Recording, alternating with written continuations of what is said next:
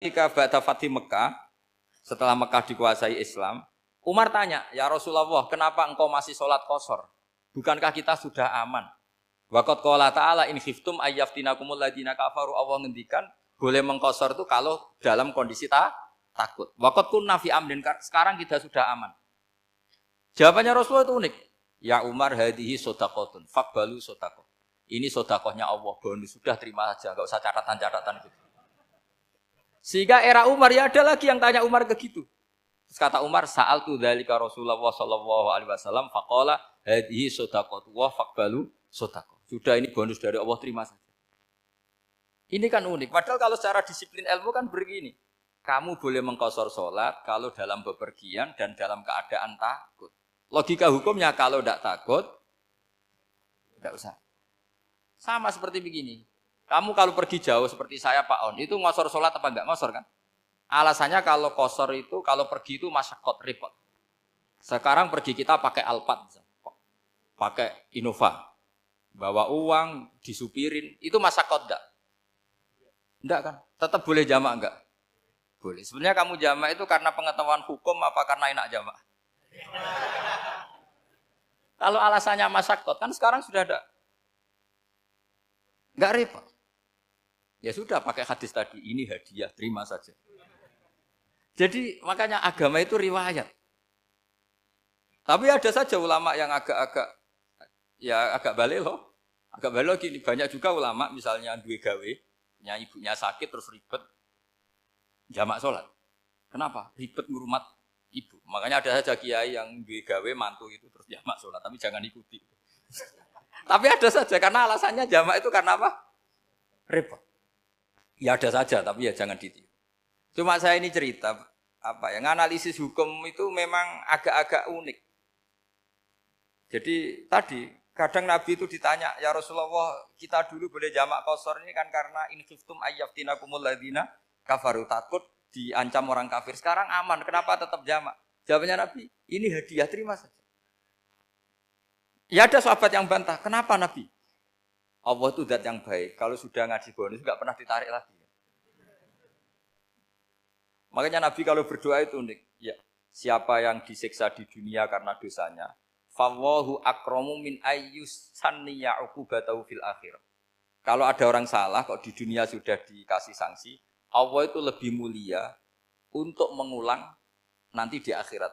Akram itu Allah terlalu mulia, maksudnya orang kepikiran, wis males ya selesai, tidak akan di.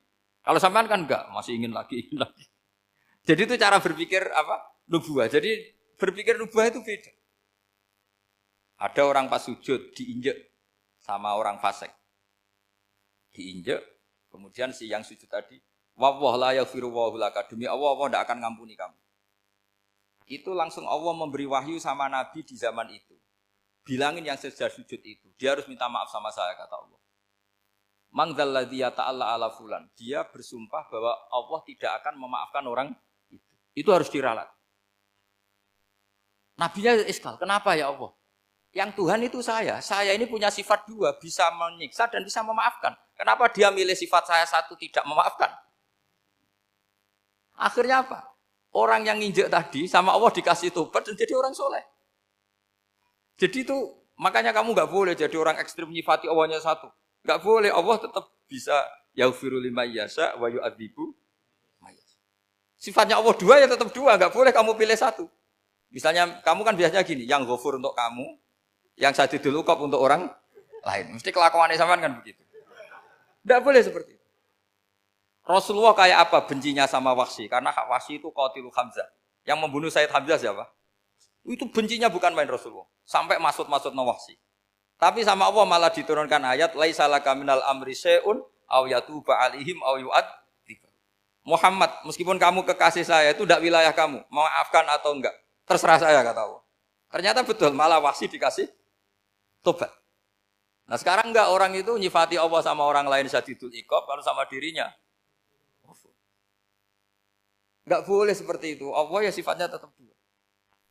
Jadi boleh kamu misalnya berdoa, ya Allah mbak yang cantik itu semoga dapat jadi istri saya. Mbaknya juga boleh berdoa, ya Allah naudzubillah min dzalik.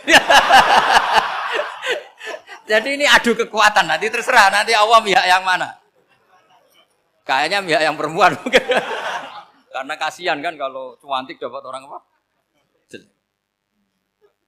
Saya tuh andaikan boleh fatwa fikih, yang saya haramkan tuh orang jelek dapat orang jelek. Karena kasihan anak-anaknya, tahu-tahu jelek banget. Jadi itu kan kasihan itu. Jadi dalam Islam itu seperti itu. Jadi apapun benci kita sama musuh kita, Allah bisa saja memperlakukan musuh kita secara baik. Karena Allah itu yaghfir. Tetap kita harus sifati Allah yaghfiru liman yasha wa yu'adzibu. Jangan karena kita benci seseorang seakan-akan Allah sama dia pasti yu'adzib. Pasti menyik.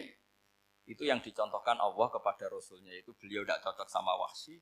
Malah Wahsy dikasih petunjuk. Makanya terus ada ayat apa? Laisa laka minal amri syai'un aw yatuba alaihim aw yu'adzib. Muhammad, tidak wilayah kamu. Saya menentukan mengadab atau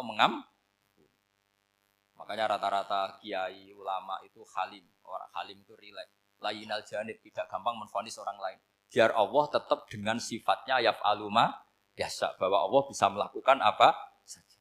Soal kamu benci sama seorang, benci saja atas nama kamu. Jangan nyatut-nyatut Allah. Misalnya kamu cinta seseorang, wah ini yang calon presiden ini harus jadi presiden. Ternyata Allah menghendaki jadi menteri, mau apa? Ya Allah yaf'alu ma yasha, mau apa coba? Yang kiai atau Pak On, DPAI, patutnya kan menteri agama itu Pak On. Tapi kalau Pak yang takdir gitu mau apa? Ya sudah, Allah yaf'alu. Santai aja.